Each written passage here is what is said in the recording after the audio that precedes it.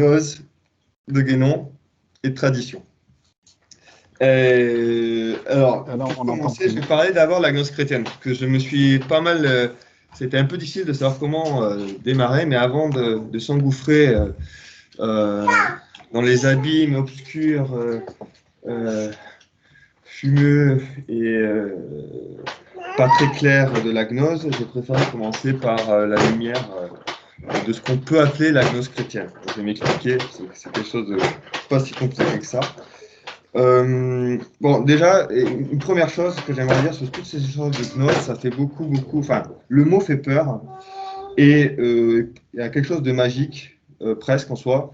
Donc, je vais vous donner le secret de la gnose et de la franc-maçonnerie. Voilà, c'est ça. Voilà, c'est-à-dire, il n'y a rien. Il n'y a pas de secret, en fait. Non, si je devais finir la conférence en une phrase, ça serait ça. Mais bon, je vais m'expliquer. En fait, donc pour le départ, et pour dire à quel point c'est un problème qui est vraiment présent, et aussi pour nous catholiques, c'est en fait, je vais juste lire un petit passage de Nostra Aetate, donc le document de Vatican II problématique sur la religion. Et avec ce passage donc, qui dit ceci. Donc là, j'ai pris c'est la traduction qui se trouve sur le site du Vatican. Donc c'est le texte, enfin le document de Vatican II qui a ouvert la brèche à l'œcuménisme dans le sens le relativisme, donc toutes les religions se valent, ou en tout cas toutes les religions, c'est juste une différence de degré, mais conduisent tous plus ou moins au salut, disons. Et donc, il y a ce paragraphe. Donc, l'Église catholique ne rejette rien de ce qui est vrai et saint dans ses religions. Donc, ces religions, c'est en fait toutes les religions païennes, là. Elle considère avec un respect sincère ses manières d'agir et de vivre, ses règles et ses doctrines, qui quoiqu'elles diffèrent sous bien des rapports de ce qu'elle-même tient et propose, cependant reflètent souvent un rayon de la vérité qui illumine tous les hommes, etc. etc. Donc, c'est ce passage, je crois qu'une autre traduction, c'est aussi que toutes les religions contiennent des parcelles de vérité.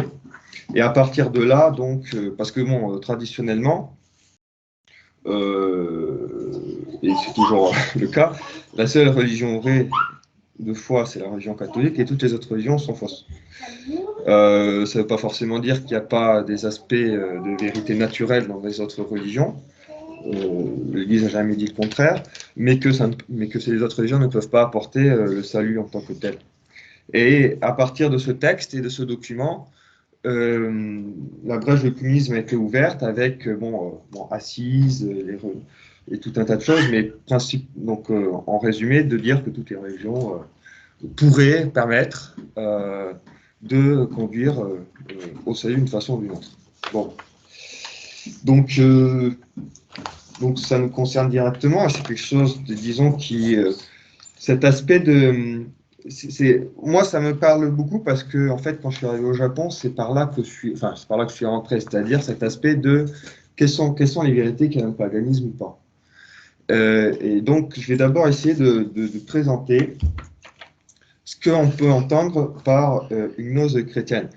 Donc, pour prendre un exemple, je dirais que, enfin, une analogie de mon prix.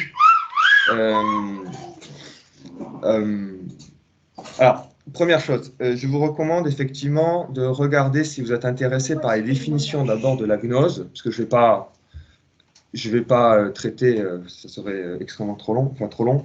C'est justement une conférence de l'abbé Baillot sur Saint-Irénée, où je vous enverrai un certain nombre de documents après la conférence, vous aurez les références, qui exposent les différentes définitions de la gnose. Donc il y a la gnose, disons, historique, celle de l'Antiquité, et la gnose telle qu'on l'entend aujourd'hui, à laquelle se raccroche Guénon, mais se raccroche aussi, on va dire, toutes les gnoses qui existent depuis la Renaissance, sont en fait des gnoses récentes, et qui elles-mêmes vont se revendiquer d'une généalogie, une tradition ancienne, mais d'un point de vue historique, elles n'ont pas de lien en fait elles n'ont pas de lien généalogique historique avec les gnoses antiques. d'un point de vue doctrinal, c'est des patchwork pas possibles. Mais donc cette gnose qu'on parle partout ici et là, c'est essentiellement une nox qui a été réinventée, redécouverte avec dans le courant, enfin, avec l'humanisme, la redécouverte des anciens textes, et dans un monde qui était alors tout à fait chrétien, enfin très chrétien. Et donc on n'avait plus l'expérience en fait ni du paganisme, etc. Donc en fait déjà il vaut mieux, on va dire, donc je vais essayer de présenter un peu donc ce que c'est pour être une gnose chrétienne. Donc déjà il faut enlever on va essayer d'enlever le mot gnose parce que c'est un peu pas trop pratique. Donc disons approfondissement de la vérité tout simplement. Donc première chose, la première différence extrêmement importante, c'est que la vérité catholique est révélée, complètement révélée, et qu'il n'y a pas de secret, et qu'il n'y a pas rien de caché. Je vais prendre une analogie, alors c'est juste une analogie, mais c'est un peu comme si vous voulez, on vous mettez une bonne bouteille de vin devant vous, ce serait la vérité. Cette bouteille de vin, oui, le mot gnose signifie connaissance. Pardon, le mot gnose signifie en grec connaissance, et sous l'Antiquité, c'est un mot classique. C'est comme si nous on disait presque, disons, discipline universitaire ou même pas. Enfin, c'est un mot très classique sous l'Antiquité. Enfin, c'est un mot commun qu'utilisait Saint Paul, qu'on trouve dans les épîtres de Saint Paul, etc. C'est pas un mot spécial. C'est après on va dire qu'il y a tout un tas de choses qui sont agglomérées. Et puis, avec la redécouverte au XVIe siècle, c'est devenu un mot presque mystérieux, magique, etc. Donc, pour revenir à mon analogie, donc d'un point de vue catholique, on pourrait dire que le vin, enfin, pardon, que c'est comme si on mettait un peu une bouteille de très bon vin devant vous, et ça, c'est la vérité catholique. Et cette bouteille de vin, elle doit être donnée à tout le monde sur la planète, et a priori, tout le monde l'a devant soi. S'il y a un missionnaire qui veut bien vous l'apporter, ceux qui n'ont pas la chance de l'avoir, bon, tant pis. Et pour être sauvé, il faut le boire. Les catholiques sont ceux qui le boivent. Et qu'est-ce que c'est que la position, disons, de la gnose chrétienne? C'est que, voilà, bon, ça c'est pour être sauvé, il suffit de boire cette vérité qui est donc donnée, révélée, qui est devant vous. Mais disons que celui qui mange du McDo tous les jours et boit du Coca tous les jours, quand il va boire son vin, il ne va pas l'apprécier. Bon, ça ne va pas l'empêcher d'être sauvé, il ne va pas l'apprécier. En revanche, si vous êtes un œnologue, etc., et que vous avez appris à la savourer, etc., vous le savourerez beaucoup mieux. Et si vous avez un œnologue qui vous apprend comment goûter cette vérité et pour mieux la pratiquer, c'est en fait ce qu'aujourd'hui correspond à la direction spirituelle, tout simplement, c'est-à-dire comment. Donc bon, là je parle de vérité et la foi, et en fait ça découle après sur la mystique chrétienne et l'union à Jésus-Christ et à Dieu dans un acte d'amour, et donc c'est grandir dans la voie de la grâce. Mais je veux dire que les pères de l'Église, il y avait un certain nombre qui se disaient, on dit gnostique, mais qui n'a rien à voir avec la définition, enfin c'est pas du tout du gnosticisme bizarre, c'est juste cette définition-là, c'est-à-dire qui considérait fondamentalement, enfin qu'il y avait des initiations, donc c'est-à-dire que c'était normal qu'on ait un maître qui nous forme dans la vie spirituelle, sur une vérité qui est révélée et qui n'est pas cachée.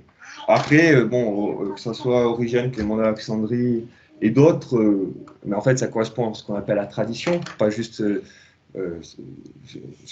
considérer qu'effectivement, il y avait des enseignements, que Jésus-Christ, enfin, on sait aussi que dans les évangiles, c'est juste un résumé très succinct de toute la vie de Jésus-Christ, donc tout n'est pas dedans, et donc que Jésus-Christ ait dit des choses aux apôtres qu'on n'a pas dans les évangiles, c'est certain aussi, mais il n'y a rien, il n'y a pas de vérité essentielle au salut qu'on n'a pas, et c'est justement la tradition. C'est là où les protestants qui nient la tradition, nient en fait la transmission apostolique, et donc nient tout toutes les autres éléments nécessaires ou utiles pour le salut et qui passent non seulement dans l'écriture, mais aussi dans la tradition.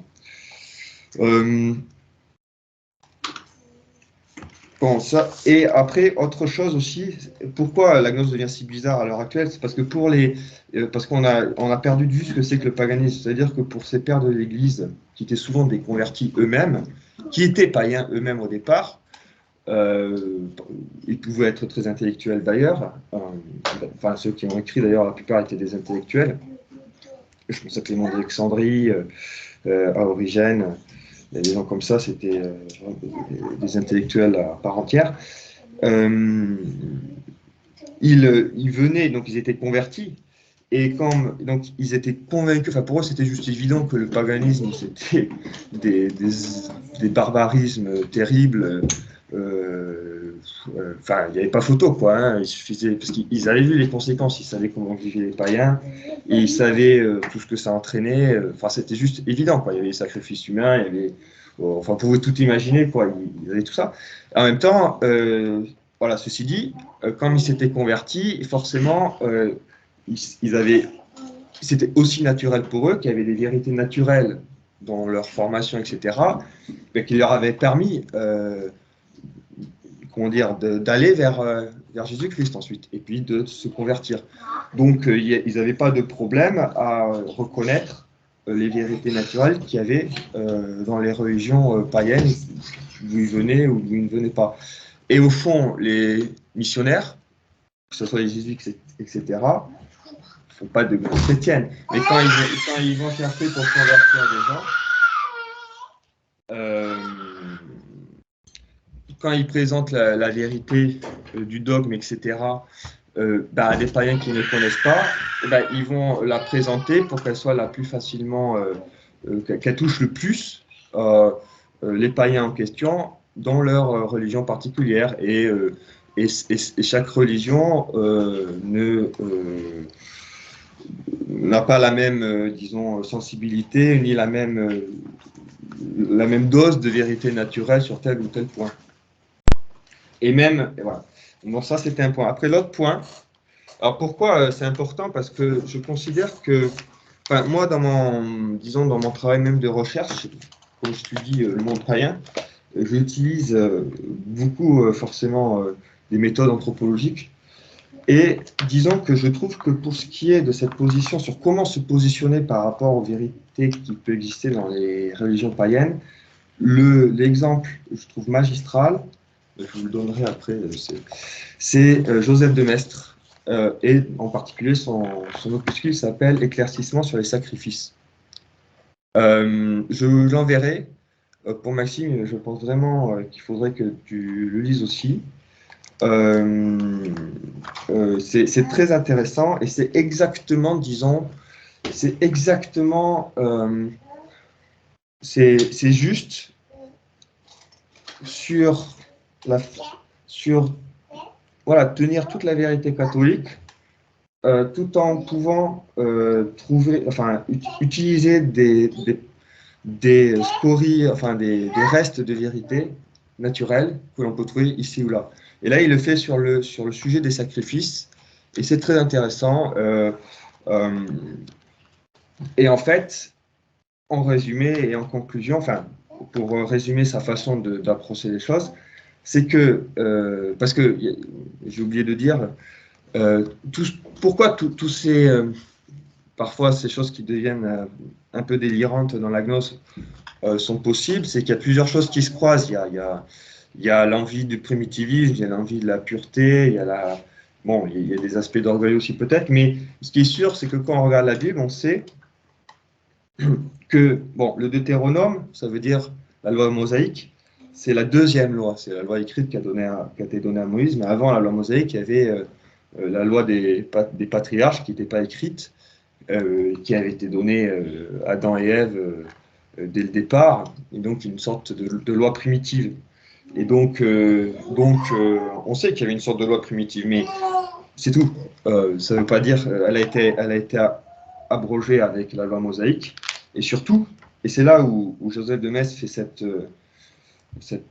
comment dire, qui propose cette méthodologie qui est extrêmement intéressante, c'est que pour arriver à trouver les vérités qui peuvent exister dans le paganisme, c'est pas un but en soi, on n'en a pas besoin quand on est catholique, mais quand c'était un monde complètement catholique, en fait, les gens ne le faisaient plus, puisqu'il n'y avait plus à le faire, mais les pères de l'Église le faisaient parce que c'était dans un monde païen, et nous ressemblons dans un monde païen, donc on est aussi un peu, on est un peu plus forcé à le faire que, disons, dans les sectes très chrétiens.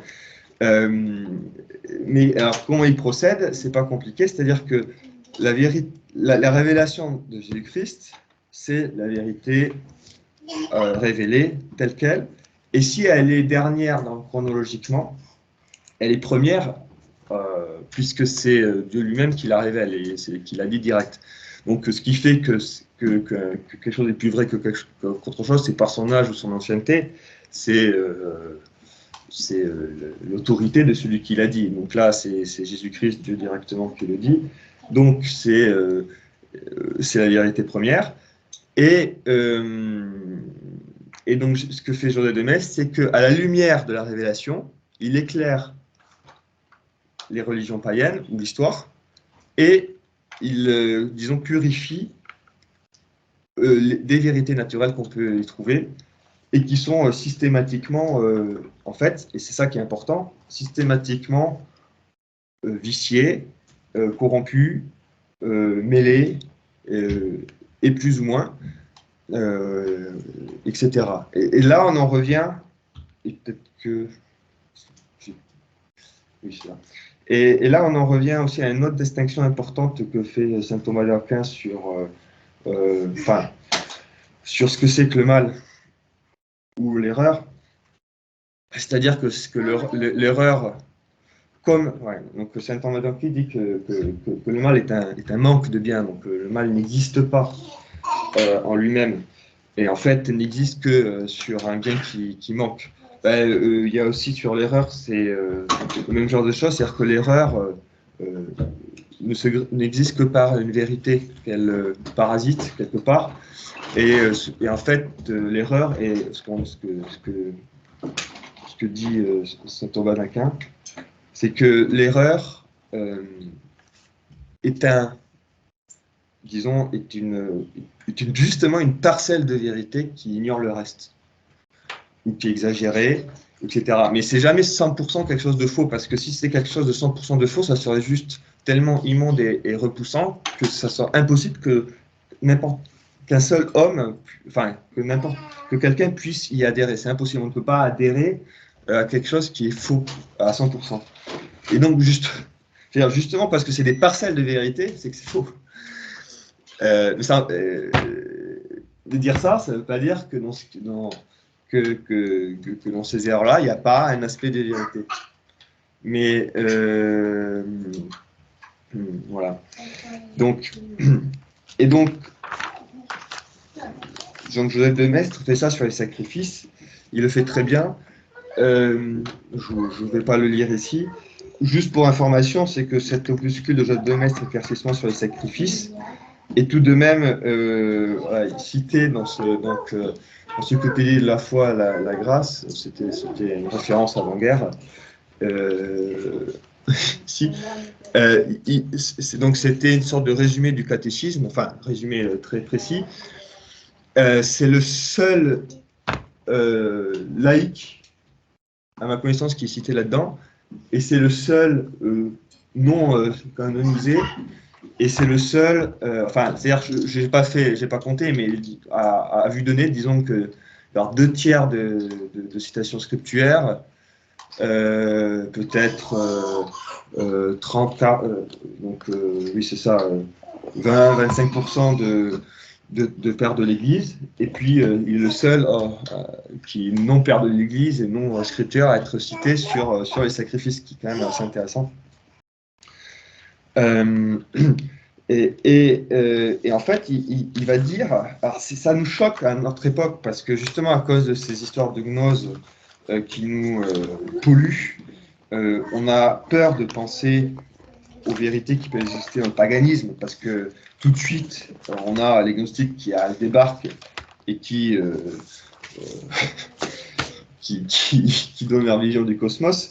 Mais par exemple, ce que dit Joseph de Metz, il va dire quelle vérité ne se trouve pas dans le paganisme. Et là, après, il prend tout un tas d'exemples dans les mythes païens, dans la littérature gréco-romaine essentiellement, mais aussi et tout ça. Et en fait, on trouve, et là, pour ce qui est des sacrifices, en fait, ce qu'il trouve, c'est à la fois des lois anthropologiques sur en fait, que finalement, si le péché originel ne se trouve dans aucune religion de façon révélée, en fait, toutes les religions ont cette sensation plus ou moins, cette connaissance plus ou moins voilée qu'il y a un péché originel et que on doit racheter quelque chose. Et ça se voit dans les sacrifices, pour ça il y a des sacrifices un peu partout. Donc là, il prend le sujet du sacrifice, qui est quelque chose d'autrement religieux qui se trouve dans toutes les religions, et il essaie de trouver un peu, en fait, à la fois de confirmer, pas de confirmer, mais de retrouver, enfin ça permet de revoir la nature humaine telle qu'elle est, blessée sur cette terre, et à la lumière de la révélation, de voir que dans toutes ces religions païennes, c'est pas nécessaire à la fois, je le répète, mais de voir dans ces religions païennes comme des préfigurations, voilà, du sacrifice de Jésus-Christ, dans le sens où, effectivement, on constate que toutes les religions ont des sacrifices et que toutes les religions considèrent qu'il faut remercier Dieu, mais qu'il faut surtout apaiser la colère de Dieu et qu'il faut, par l'effusion de sang, racheter et que on peut racheter ses fautes par les mérites des autres. D'où le fait qu'on n'est pas obligé de s'auto-sacrifier pour se sauver, mais qu'on sacrifie les animaux. Et Jésus-Christ accomplit ça de façon excellente, puisque par son sacrifice, il rachète tout le monde et surtout, il est efficace. Bref. Donc,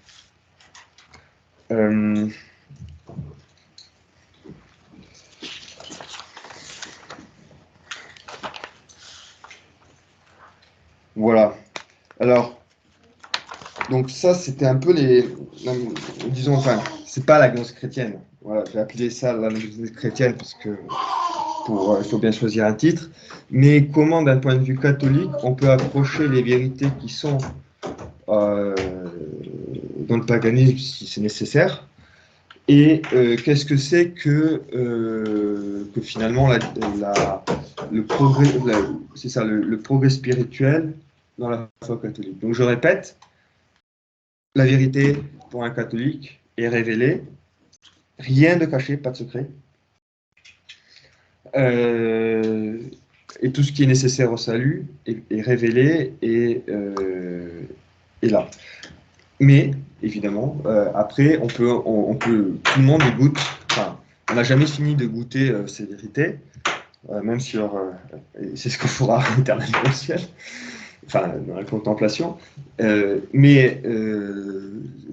Donc, normalement, tout chrétien doit avancer dans le chemin de la grâce, dans la pratique de la vertu, et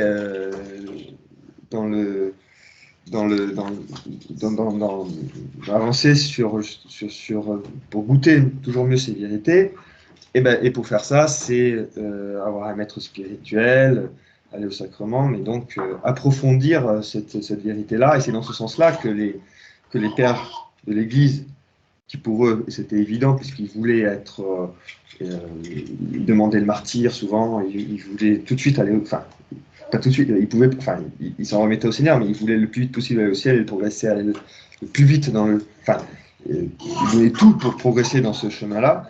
Donc, pour eux, c'était évident qu'il fallait avoir des bons maîtres qui guident, tout simplement. Et ces bons maîtres, c'est les apôtres, c'est les successeurs des apôtres, etc., etc. C'est pas des gens qui s'arrangent maîtres, c'est ce directement que notre Seigneur a nommé. Et enfin, sur ce sujet, et après je vais passer à... Parce que là, ça marche pas très bien. j'aimerais aussi dire sur l'herméneutique, pardon. C'est-à-dire sur l'interprétation des textes, parce que le gros problème dans tout ce qui est gnostique, c'est l'interprétation. C'est-à-dire que sous couvert de réflexion symbolique ou sur n'importe ce qu'on veut, en fait, on est dans la libre interprétation à la protestante. Les protestants, ils n'ont rien inventé finalement, même les gnostiques autrefois, ou que ce soit les cathares ou n'importe qui. On prend quelque chose, on interprète, et on interprète en fait selon ce qu'on veut faire dire ou ce qu'on croit qui est bien, mais on n'a aucune, il n'y a pas de critères, ou parce que quelqu'un a dit que, mais ce quelqu'un sort de nulle part. Donc en fait, il n'y a pas vraiment de critères. Personne, enfin dans ces textes, moi ce qui me frappe dans les textes gnostiques, c'est que jamais on essaie de définir comment on interprète. On interprète, là on y va, on interprète, mais jamais il y a de critères d'interprétation, jamais il y a de... on ne fixe l'interprétation. Et ce que j'aimerais dire là, c'est qu'il y a une herméneutique chrétienne qui est tout à fait définie. Bon, saint Thomas d'Aquin le formalise avec les 4 lectures qu'on peut avoir de la Bible, donc la lecture historique ou littérale, allégorique, anagogique et morale.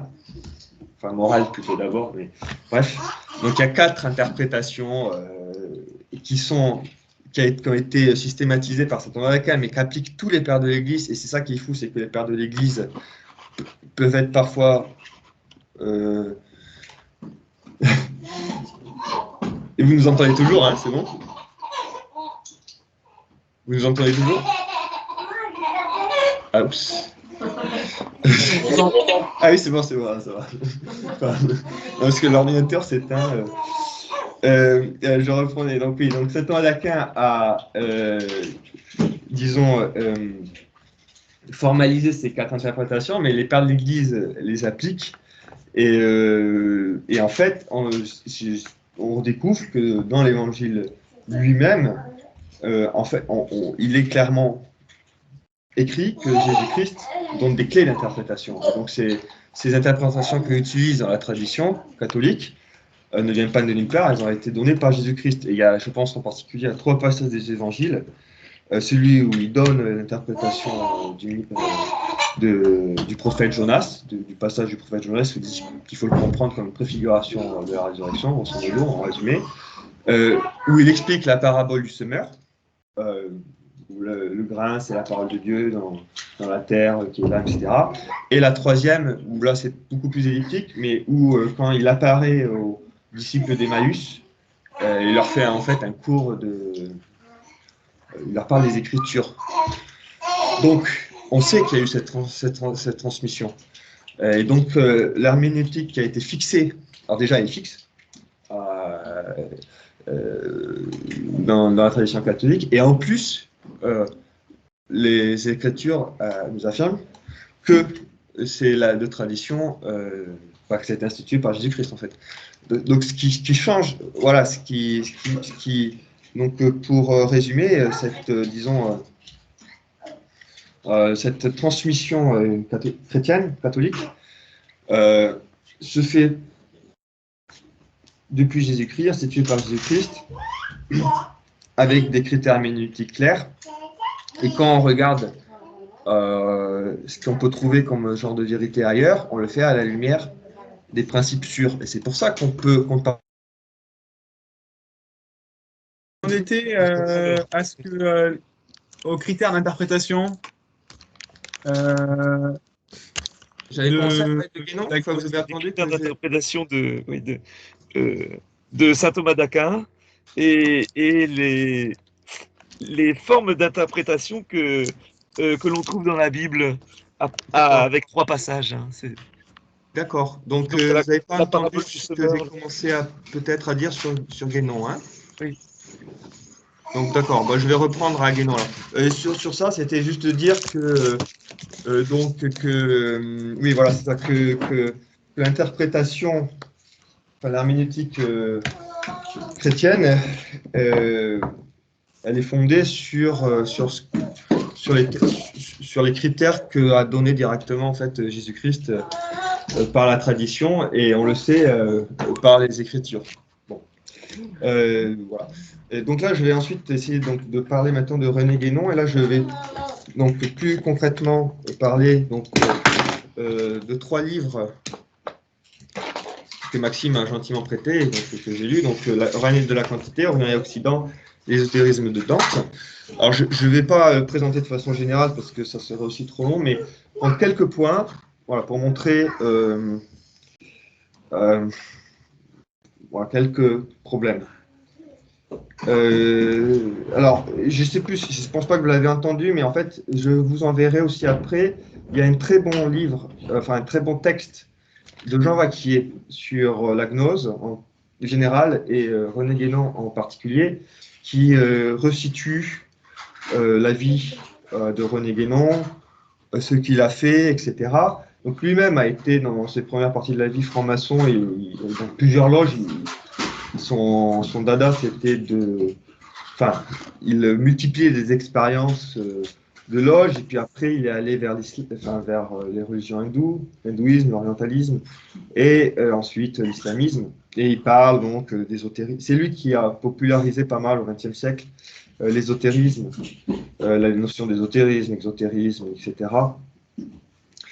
Et sa grande, disons pour résumer, il parle de tradition universelle et qu'en fait, donc, si vous voulez, il y a la même intuition que je disais tout à l'heure sur qu'on peut trouver dans Vatican II, là, dans Nostra Aetate, sur les parcelles de vérité, sauf que, à la différence de ce que en tant que catholique ou par exemple, Joseph de Maistre dit, donc c'est que ces parcelles de vérité sont donc par définition fausses puisque ce sont des parcelles. Un René Guénon ou un Vatican II va dire non, en fait, toutes les religions parlent de la même vérité, c'est une sorte de puzzle, et en combinant tout, ça fait, on arrive à la connaissance universelle, à la tradition universelle, la tradition primitive, etc. Donc c'est à proprement la gnose, c'est-à-dire qu'il y a vraiment là une connaissance cachée à découvrir.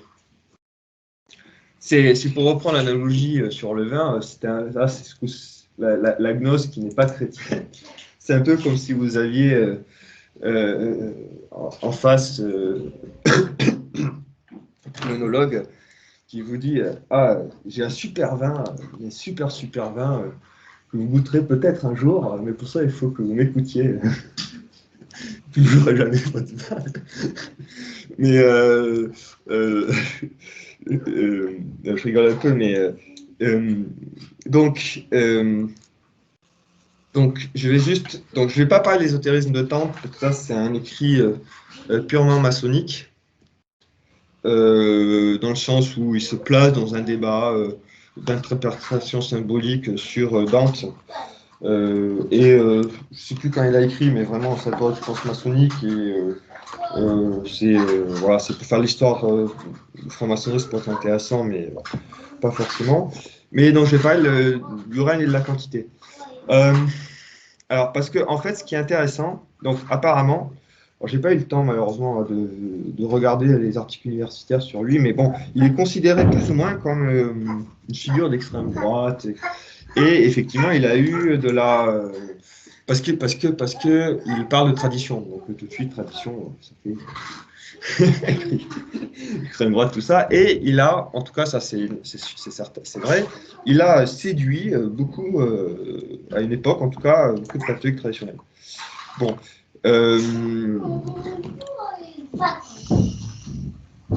Alors, je vous enverrai après aussi mes notes. Ce sera le plus simple, mais je vais juste prendre. Alors, je vais faire 3 points. 3 points simples. Je vais exposer comment il procède en fait. Et ensuite, je vais prendre 2 exemples précis. Ou 3. Bon. En fait, pourquoi il a séduit? Bon. Parce que normalement, disons que les catholiques traditionnels, bon, ils ont une sensibilité symbolique, donc ils comprennent un peu les symboles, tout ça, puisque dans la liturgie, tout ça, ben, on a des symboles, et les symboles permettent d'atteindre l'essence.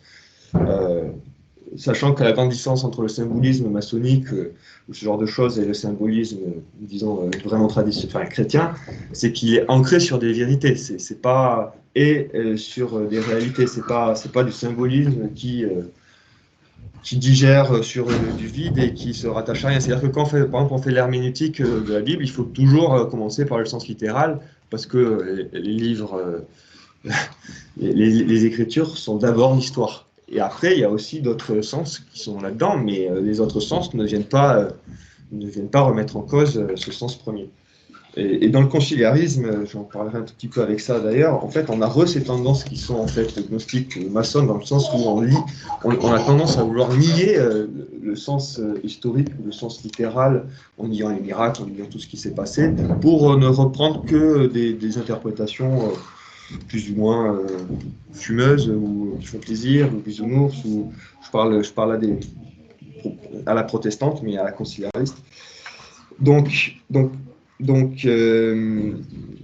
pourquoi certains catholiques traduits ont été séduits? Donc, à mon avis, c'est parce que, donc, bon, il parle de tradition, donc il sait bien utiliser ces mots, il n'attaque jamais le catholicisme. Ça, c'est un truc. Il attaque jamais, mais il n'en parle jamais aussi. C'est ça qui est intéressant. Enfin, il n'en parle jamais. Il cite saint Thomas d'Aquin, donc il rassure, hein, il essaie de rassurer un peu. Et il a je ne sais pas si c'est une tactique, mais enfin, en tout cas, en pratique, c'est ce qui se passe. C'est qu'il fait des constats il dénonce des choses qui sont des aberrations du monde moderne. Et quand il dénonce ça, c'est tout à fait juste. Ça, c'est un premier temps. Donc là, on se dit, ah ouais, c'est bien, il a vu qu'il y a quelque chose qui ne va pas du tout dans le monde moderne. En fait, en général, sur ça, il y a beaucoup de gens où on est d'accord sur ça.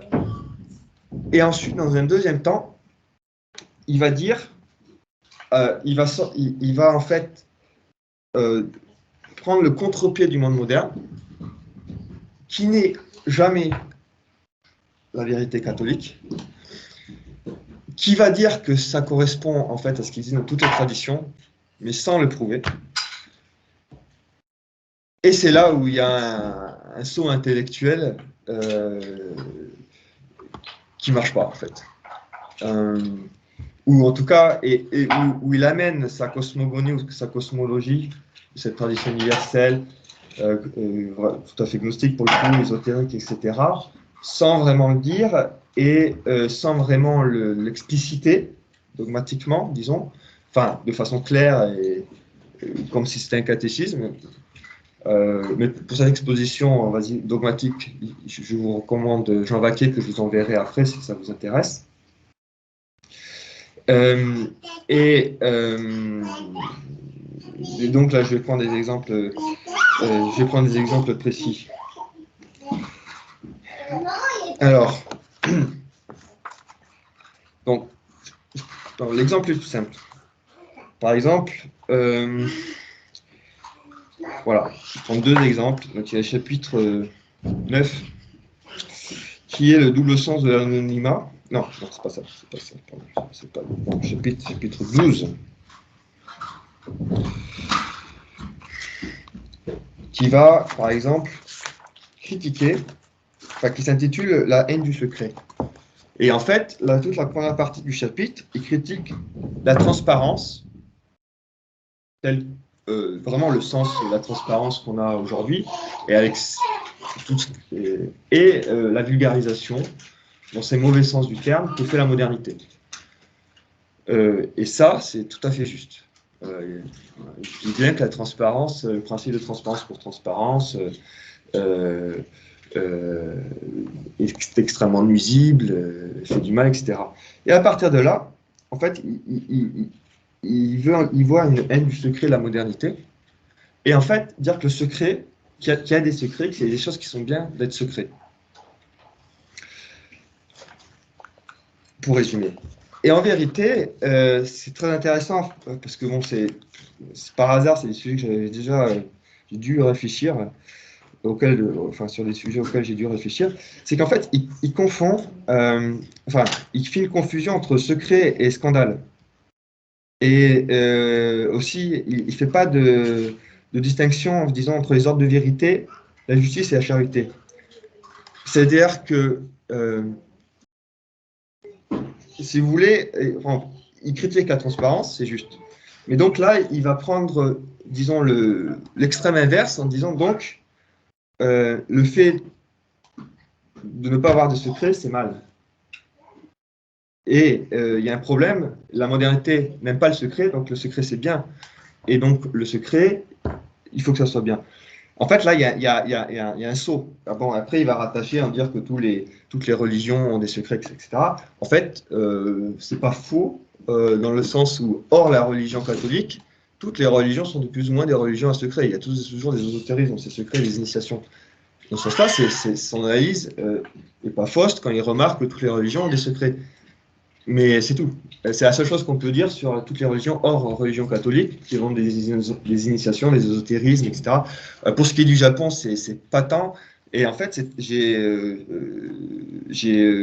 dû plonger et nager dans ces ésotérismes bouddhiques nationalistes pendant mes 3 ou 4 premières années quand j'étais au Japon, parce que je me suis rapproché d'un groupe que je tradis, qui se disait tradis japonais, nichilérénien traditionnaliste, et qui en fait, là, exactement, je me suis rendu compte en relisant là, mes notes et tout ça, ils ont exactement la même doctrine et cosmogonie, en fait, hindouiste, quelque part, que emploie René Guénon, donc avec un caractère émanentiste, on ne sait plus vraiment ce qu'est la vérité ou pas, la tradition, on se rattache à une tradition, et puis ce côté écuménique où on retrouve dans toutes les traditions des parts de vérité qu'on agglomère. Je reviens donc sur la transparence, donc le secret, mais en fait, il y a une confusion. Pourquoi? Parce que d'un point de vue, pour rappeler d'un point de vue catholique, il ne peut pas avoir de bons secrets. La vérité doit être dite. Il n'y a pas de raison de garder la vérité en soi. A priori, doit être dite. Elle doit être partagée. La vérité, c'est ce qui correspond à la réalité. C'est la réalité telle qu'elle est. Et pour ce qui touche de notre salut en particulier, elle doit être forcément dite. Tout ce qui est vérité spirituelle doit être su. Une vérité ne peut pas être m'en attacher.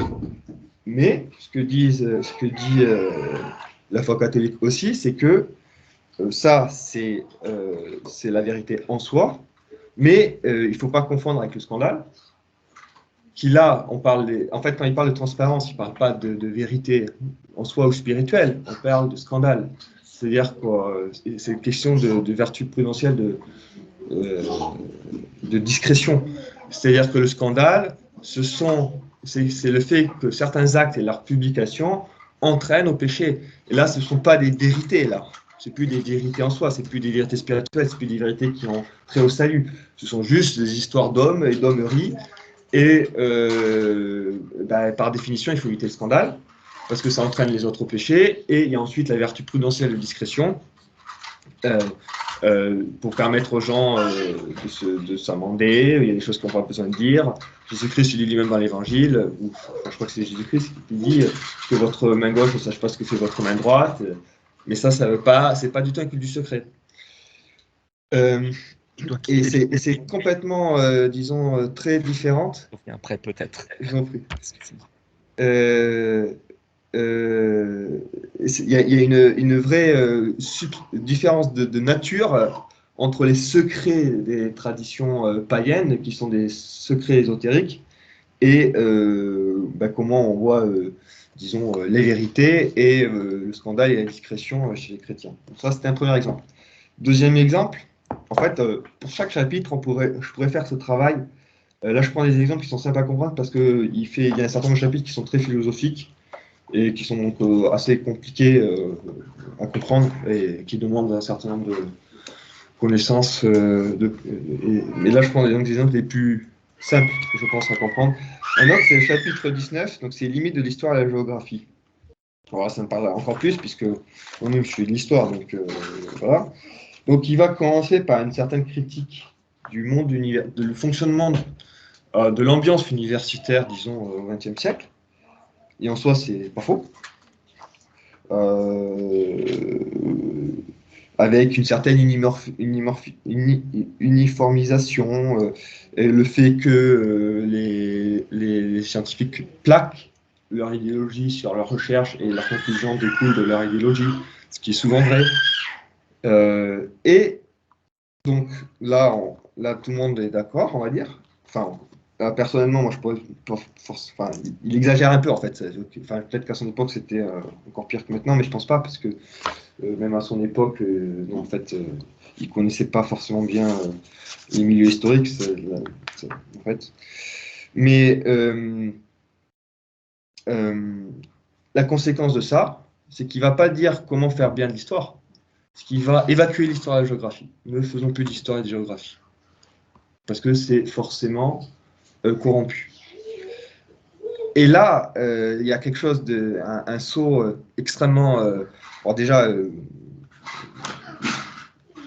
faux logiquement, et en plus extrêmement dangereux, puisque ça veut dire qu'en fait, on évacue toute possibilité de vérifier ces théories. Parce que si on évacue l'histoire et la géographie et qu'on n'y croit plus, on ne peut plus regarder les conséquences en pratique des doctrines. Et si on ne veut plus regarder les conséquences en pratique des doctrines, eh ben effectivement, c'est beaucoup plus simple de dire que toutes les doctrines se valent. C'est exactement l'inverse que fait José de Maistre quand il parle des sacrifices. Par exemple, c'est bien de bien aimer l'hindouisme, mais quand on se rend compte que l'hindouisme crée le système des castes, invite les femmes à se brûler sur le bûcher avec leur mari après leur mort, et puis passons sur tout un tas de coutumes plus bavardes les unes que les autres, c'est sûr que quand on ne sait pas ça, ou quand on ne l'a pas vu, ou qu'on ne veut pas le voir, c'est beaucoup plus simple de dire que toutes les religions se valent. Mais quand on a les conséquences en face, même si on ne comprend pas pourquoi tout de suite, enfin, ça demande du travail de savoir pourquoi telle conséquence arrive ici et pas là. En attendant, il y a des religions qui deviennent anthropophages, toutes deviennent plus ou moins esclavagistes ou n'importe, et il n'y a que la religion catholique qui ne donne pas ces fruits-là. Normalement, ça devrait faire quelque chose. Bref. Et enfin, une autre chose, un tout petit peu, et je prends deux derniers exemples. Souvent aussi, ce qu'il fait, c'est qu'il va faire un développement assez juste, où, voilà, en citant un peu de la philosophie classique, Aristote, Platon, voire saint Thomas d'Aquin. Bon, je vais pas, en fait, il ne maîtrise pas si bien que ça, saint Thomas d'Aquin, mais ce serait trop compliqué de rentrer dans ces développements. Et puis, il va associer une notion, dire c'est ça, et puis ensuite dire que c'est pareil en hindou. Par exemple, là, je suis chapitre 2, et il dit que la notion de prakriti en hindouisme, qui traduit par substance universelle, en fait, c'est pareil que matéria. Et en fait, j'ai un peu cherché, mais en fait, non, c'est pas du tout pareil.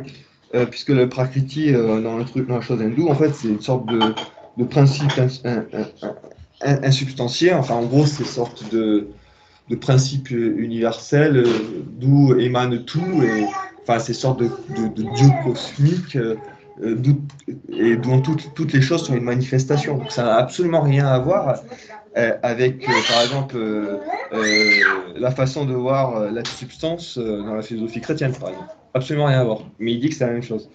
Et d'ailleurs, sur ses discours philosophiques, il prend, comme par hasard, les mots essence et substance qui sont très problématiques, puisqu'il y a eu historiquement beaucoup de débats, et ça a même créé des conflits théologiques dans l'histoire. C'est pas du tout c'est pas du tout des notions évidentes, mais il les définit jamais. Alors, et en revanche, des notions qui pourraient être beaucoup plus évidentes ou qui ne donnent pas beaucoup de matière de débat d'un point de vue de la définition, ils ne les utilisent que peu. Bon, passons. Et pour terminer sur ça, c'est dans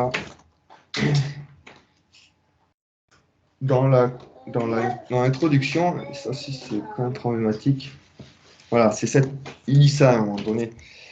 Il dit s'il y a là des considérations que certains trouveront peut-être obscures malgré tout, c'est uniquement parce qu'elles sont trop éloignées de leurs habitudes mentales, trop étrangères à tous ceux qui leur étaient inculqués par l'éducation qu'ils ont reçue, et par le milieu dans lequel ils vivent. Nous ne pouvons rien à cela, car il y a des choses pour lesquelles un mode d'expression forcément symbolique est le seul possible, et que par conséquent ne seront jamais comprises par ceux pour qui le symbolise est l'être mort.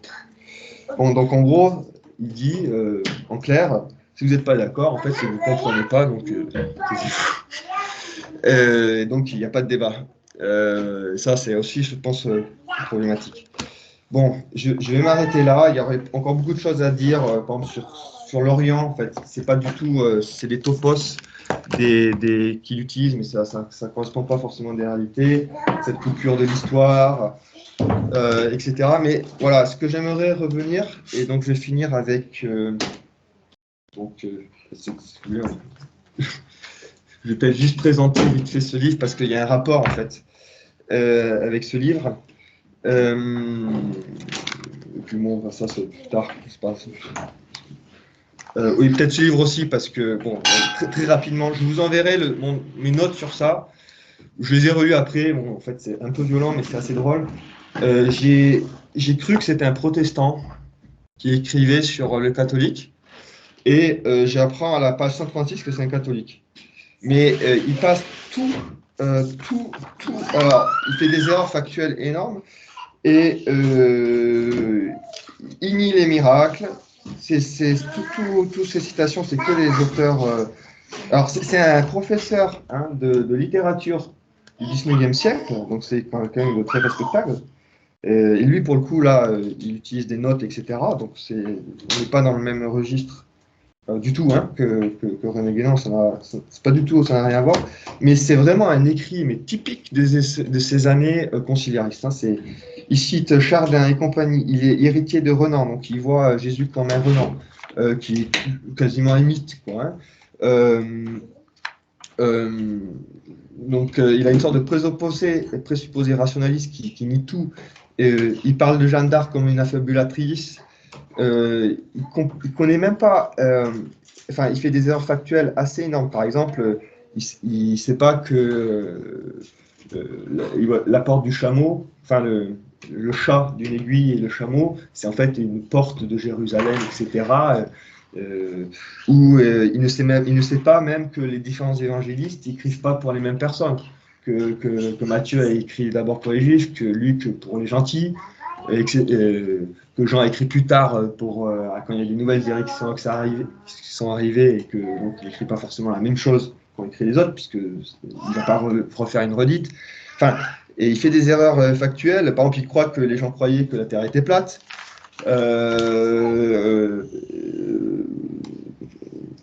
Bref, tout un tas de choses comme ça. Et en fait, il nie la Vierge Marie, il nie les saints, il nie le péché originel. Donc en fait, il nie l'incarnation, il nie la rédemption, il nie le péché originel, et il se dit catholique. C'est ça qui est incroyable. J'étais persuadé jusqu'à la quasi-fin, parce qu'il dit juste à la fin, au moment, clairement, je suis catholique. Je pensais que c'était un méchant protestant qui avait été invité, je sais pas moi, pendant le concile pour faire quelque chose. Non, en fait, c'est censé être un catholique. Mais c'est typique, c'est typique, mais j'espère que ça sera vite oublié. Et donc pour finir avec ça, donc Dieu, la science, l'épreuve, c'est un livre qui a eu beaucoup de succès. Je vous enverrai aussi il y a un article que un ex-libris que je publierai sur Lexigalier sur le sujet. Bon, en conclusion, pour ceux qui sont éloignés de la foi, on peut leur mettre dans les mains. Pour des catholiques chevronnés, on peut mettre dans les mains, mais il ne faut pas le mettre dans les mains de catholiques pas chevronnés, parce qu'il y a un problème. Il y a un problème important, mais sinon, le livre est bien fait.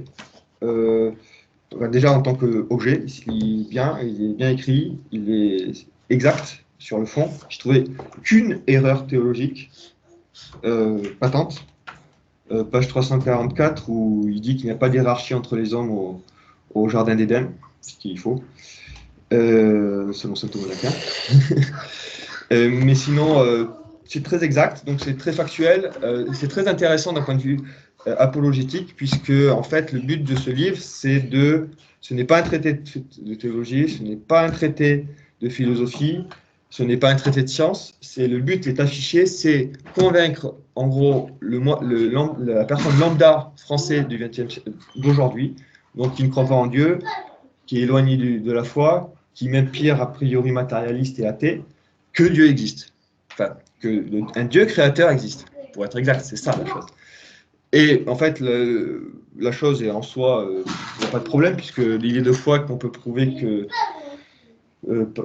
par la raison que le Dieu créateur existe.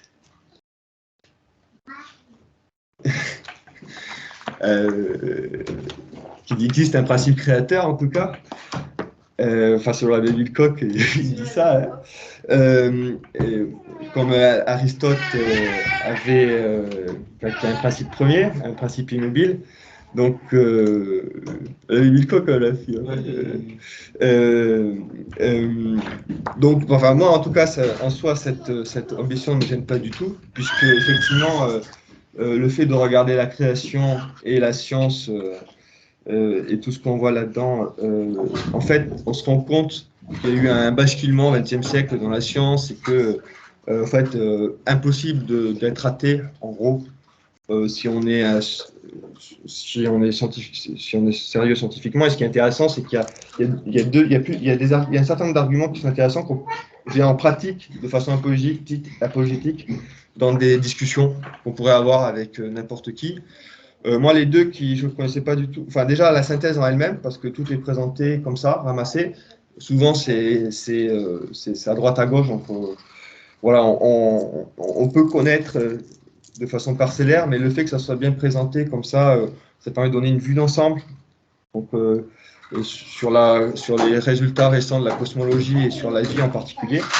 Moi, les deux chapitres très intéressants aussi, il y a aussi des chapitres historiques, c'est le fait que, alors qu'ils n'étaient pas spécialement d'ailleurs chrétiens, mais que les scientifiques qui ont en fait prouvé le Big Bang ont été persécutés par les communistes et puis aussi par les nazis, alors qu'ils n'étaient pas spécialement chrétiens, hein, mais juste parce qu'ils ont découvert que l'univers avait un début, donc s'il y a un début, c'est qu'il y a quelqu'un qui l'a créé, donc il y a quelque chose qui l'a créé, donc bref, qu'il y a eu, enfin que le temps et l'espace n'ont pas toujours existé, que l'espace n'était pas éternel, et que l'univers n'est pas éternel.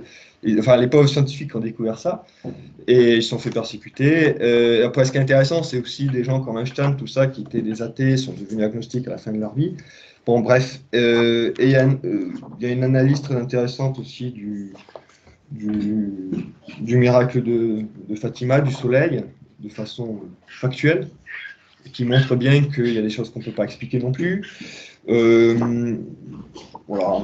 Et puis un argument que je n'avais pas du tout jamais pensé à ça, mais que dans l'Ancien Testament, les Juifs, enfin les Hébreux, avaient une connaissance scientifique beaucoup plus exacte que toutes les autres religions. Par exemple, quand ils ne pensaient pas que les étoiles, le ciel, la lune et le soleil étaient des divinités, alors que tout le monde le croyait, mais tout le monde. Et en fait, c'est vrai, oui, tout le monde le croyait, sauf les Hébreux. Bref, des choses comme ça. Bon, bref, bon, ça donc. Et bon, ce qui est intéressant, c'est aussi c'est le côté que ça soit Bolloré, donc ça pourrait être une sorte de. Donc ils ont bien fait la chose, il y a un prix Nobel qui a fait la préface, ça a été bien vendu. Le fait que ça s'est osé, dans le sens où ça montre qu'il y a un retour du fait religieux de façon sur le devant de la scène, parce qu'ils ne se sont pas cachés, ils n'ont pas fait attaque. Personne ne les a attaqués frontalement pour avoir écrit ce livre. Alors je pense qu'il y a 30 ans, 40 ans, jamais un livre comme ça aurait eu un succès, ou alors il aurait été descendu. Là, pas spécialement. Mais bon, donc le problème, quel est-il? C'est que il n'y a pas. Alors, qu'on ne le mette pas au début, ça c'est logique, puisque c'est fait pour que vraiment n'importe qui ait envie de le lire, ait envie de le commencer à lire, et ne soit pas rebuté dès les 3 premières pages. Mais en conclusion, il manque un vrai problème, c'est qu'il n'y a pas, et ça c'est des raisons, je pense, en fait, œcuménique, au fond, il n'y a pas de définition, il n'y a pas de rappel de la distinction et de la relation entre foi et raison. Voilà. On peut être convaincu par la raison, par exemple, de la supériorité de la doctrine catholique. On peut prouver philosophiquement qu'il y a un Dieu créateur, un principe créateur. Ça ne change rien au fait qu'on ne sera pas converti. Et que la seule chose qui peut faire qu'on se convertisse, c'est un acte de foi en Jésus-Christ. Et donc, il n'y a pas ce rappel-là.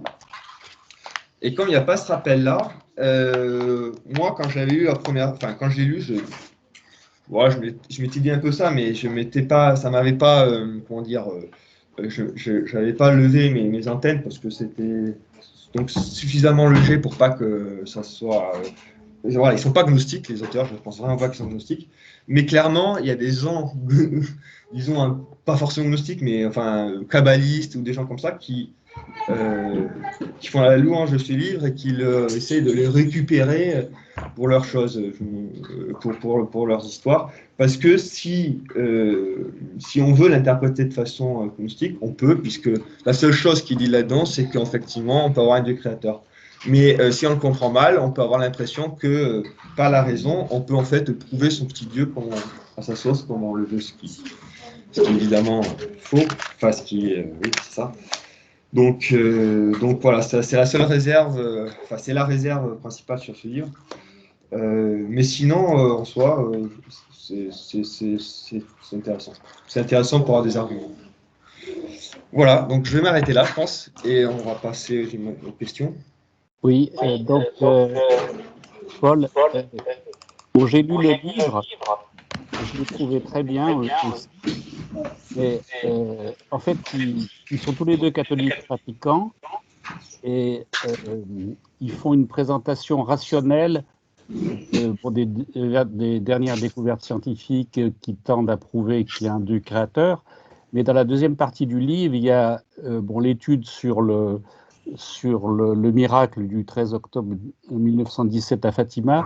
Et avant, il y a aussi une étude sur Jésus, enfin une étude rationnelle, historique sur la personnalité de Jésus.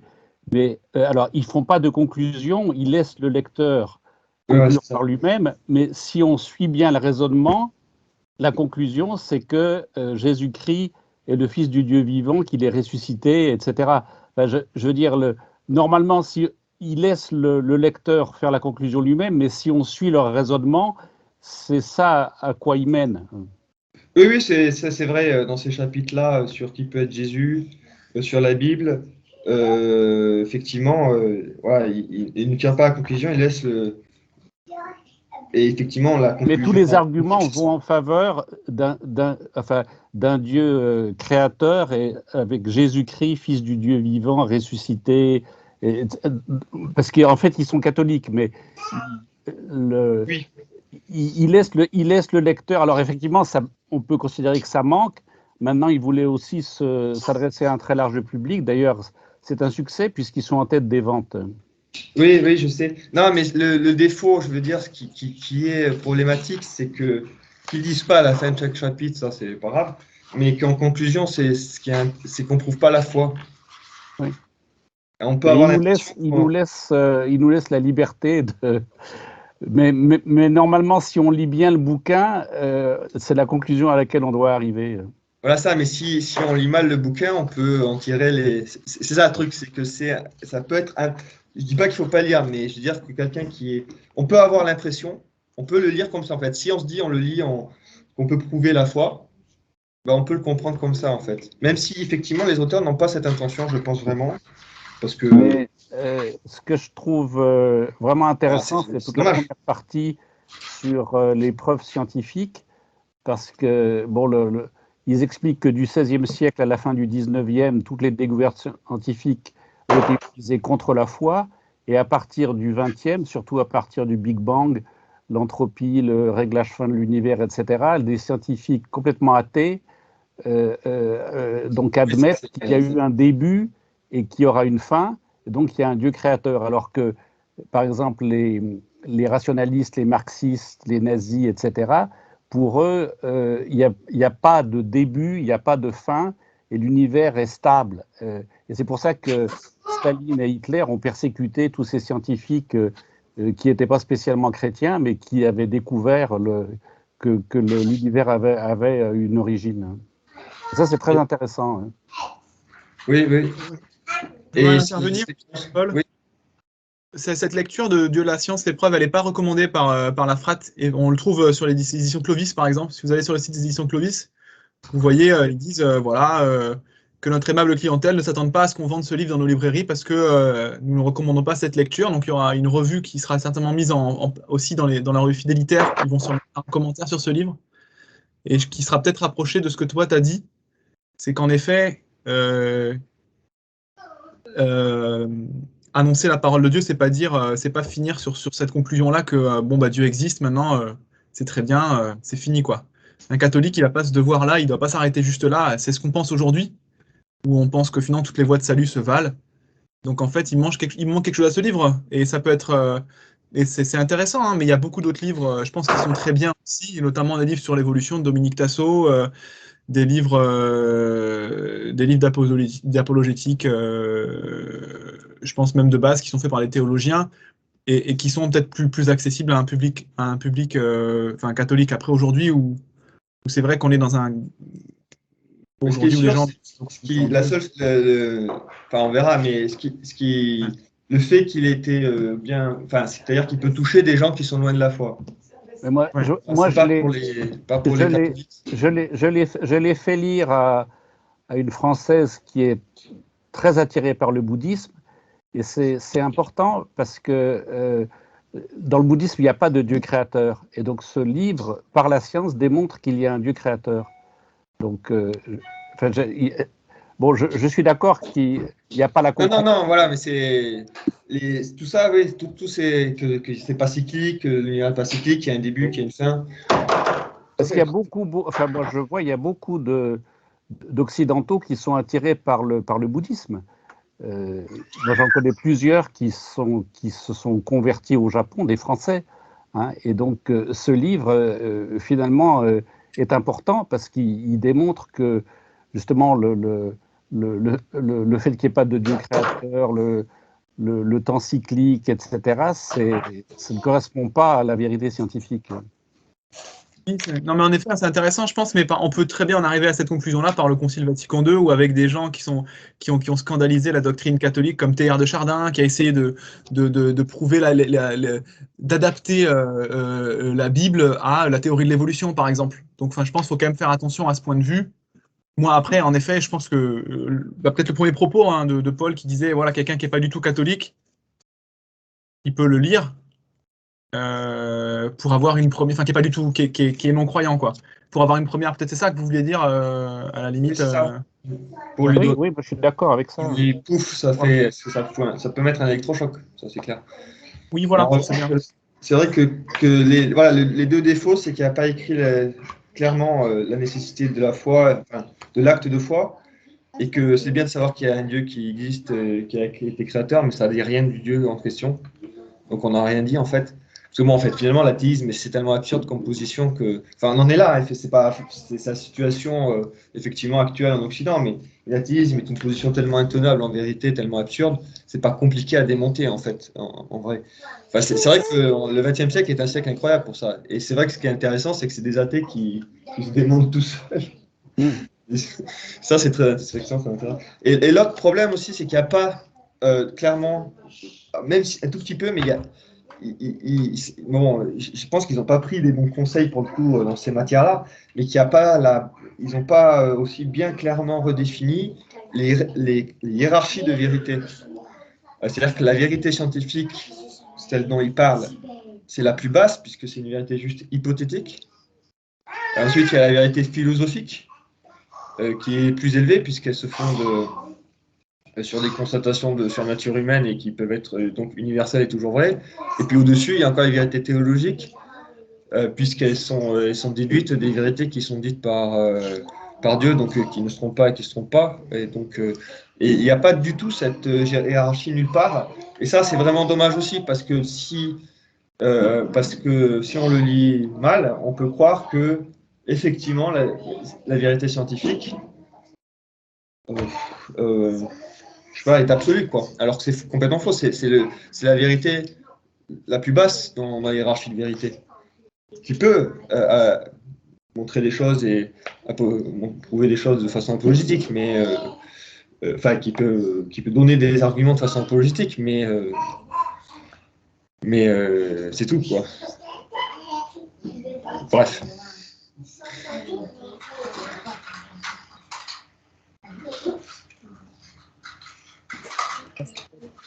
Vous avez des questions?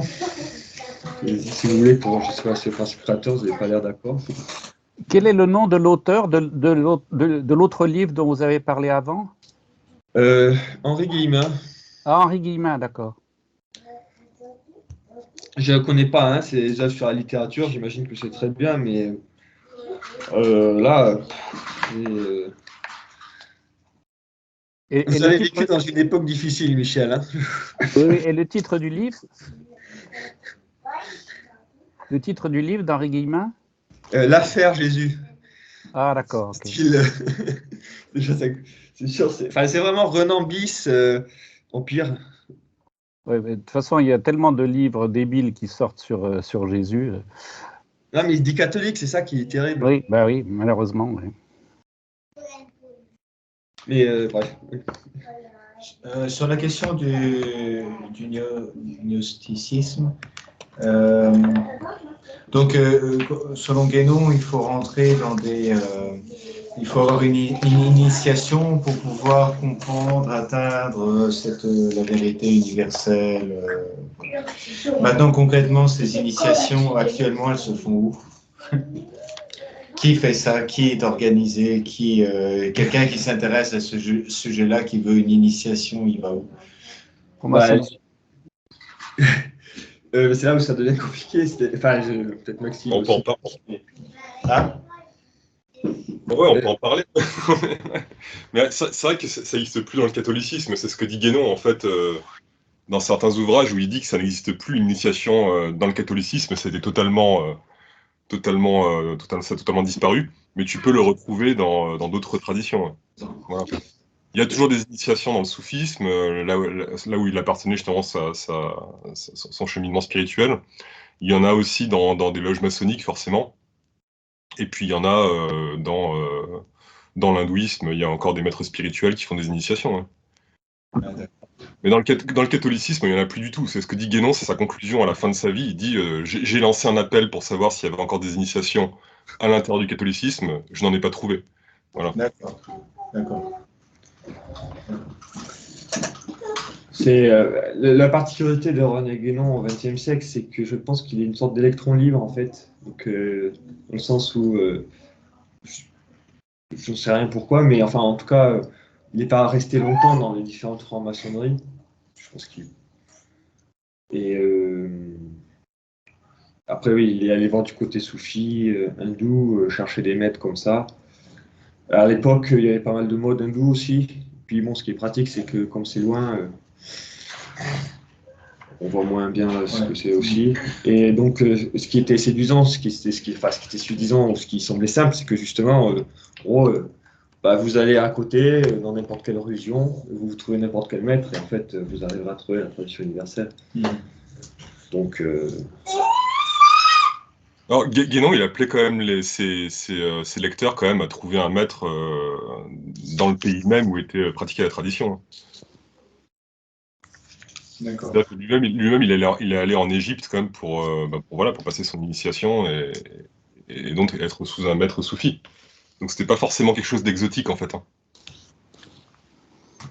en pratique. D'accord. Et selon votre expérience, Maxime, les gens qui suivent ce chemin-là en France, par exemple, il y en a beaucoup, il n'y en a pas beaucoup, Moi, je pense que ouais, il a séduit beaucoup de personnes, Guénon, dans les années. Aujourd'hui, à notre époque. Mais actuellement, je trouve qu'il reprend encore un peu voilà, il a une influence encore, Guénon, actuellement encore dans les milieux ésotériques. Après, dans le catholicisme, je sais pas, vous m'aviez dit, mon père, que vous aviez des pratiquants dans votre.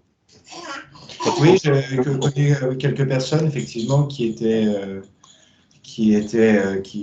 aimaient bien Guénon. Mais j'avoue, je n'ai jamais parlé avec eux du sujet directement, donc je ne sais pas dans quel. Voilà, je ne sais pas d'ailleurs s'ils y tiennent toujours ou s'ils ont changé d'avis depuis.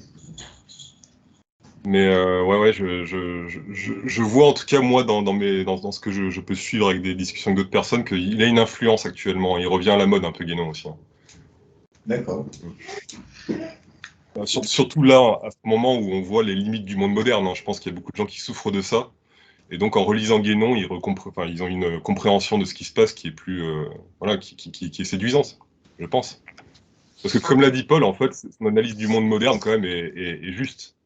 Après, c'est vrai que si on compare à la foi catholique, oui, il peut y avoir des dissensions, normal. Parce que Guénon, Guénon, je pense qu'il s'adresse pas à des catholiques, en fait, quand il écrit ses livres. cherche pas à les convaincre ou à les insulter. Non. Il écrit pour les gens qui le liront, tout simplement. D'accord. Mais il ménage parce qu'il se donne, en tout cas dans la règne de la quantité, ça se voit. Il veut, enfin, il cite saint Thomas d'Aquin, il veut montrer que Alors, il est héritier aussi de la tradition. Et d'ailleurs, sur cette histoire, il y a quelque chose d'intéressant.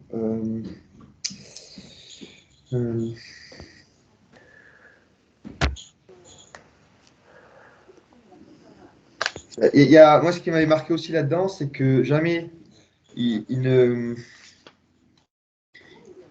creuse, enfin, en tout cas, on a l'impression qu'il veuille analyser Ouais, il s'approche pas, en fait, de la tradition catholique, en fait. Il cite un peu saint Thomas d'Aquin, le scolastique, mais alors, est-ce qu'il l'a fait ou pas en perso, je sais pas, mais en tout cas, il s'y attaque pas. Parce que je pense qu'il devait savoir que s'il s'attaquait, soit il se convertissait, soit il devait nier en bloc. L'un ou l'autre. Et donc, enfin, c'est mon impression sur ça. Mais oui, sur ce qui est oui.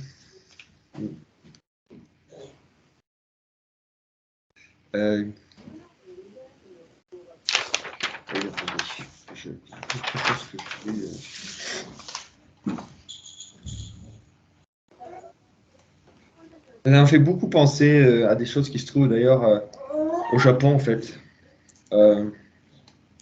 L'endroit où j'étais, ça ressemblait beaucoup à ce genre de choses en fait. Qui se disaient, enfin, donc tradis, nationalistes, religion immémoriale et tout ça, avec cette cosmogonie très hindouiste. Et en fait, à chaque fois qu'on disait quelque chose, on disait, ah oui, en fait c'est pareil, ah oui, en fait on se comprend. Et c'était difficile parce que les définitions étaient jamais bien. Et puis sur les pratiques, quand de toute façon toutes les pratiques se valent.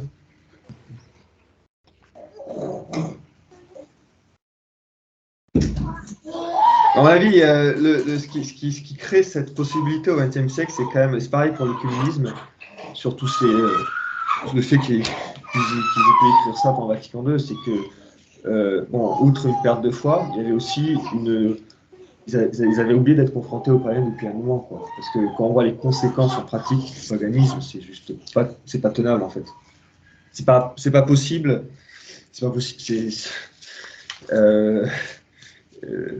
C'est pareil partout, hein, mais ça prend pas forcément tout à fait les mêmes formes. Mais disons que dans les histoires d'horreur, quand on commence un peu à regarder, voilà, c'est pas joujou.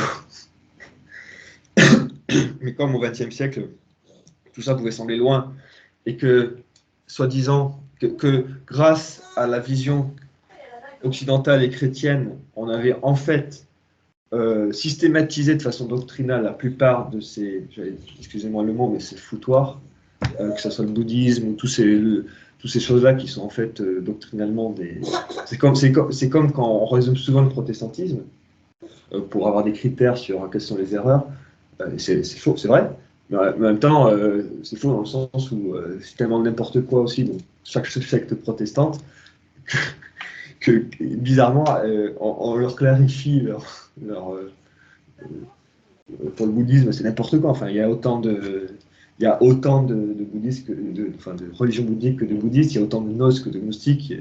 C'est toujours la même chose. Et que, comme au XXe siècle, il y a eu cet effort de systématisation d'une part, et que tout le monde s'est mis à la mode occidentale, donc les pires scories païennes ont été interdites. Donc je parle des sacrifices humains, les ventes des enfants, ce genre de choses, pas de façon interne, mais par soit réaction par rapport à l'Occident. Pour le Japon, c'est patent, ou du fait de la colonisation, etc. On a pu avoir l'impression que ces religions païennes pouvaient exister sans les scories, puisqu'on les avait supprimées. En fait, c'est faux. En fait, c'est faux, et je pense que malheureusement, on est en train de vivre la repaganisation tous les niveaux, partout. Vraiment. en fait, le gnosticisme semble survenu. Excusez-moi, j'ai fini ma petite. On dirait que ça se renforce avec les imprécisions religieuses. Ça se nourrit de tout ce qui peut être imprécision de part et d'autre des religions. Et puis là-dessus, on va se dire, on est pareil finalement, on est dans la même religion. On est une partie l'un de l'autre. Ça se joue de là, j'ai l'impression, de ces imprécisions. Et c'est là où c'est intéressant, c'est que ça expose un aspect je dirais, de la nature humaine. C'est-à-dire que c'est logique, ça montre une vérité, c'est que on est fait pour une religion, dans une unité, pour une paix. Enfin, on a cette aspiration, mais sauf que quand c'est pas dirigé, sauf qu'il y a eu le péché originel entre-temps, donc si c'est pas dans la religion vraie, après ça fait des choses bizarres, et finalement les gens s'entretuent quand même. Voilà.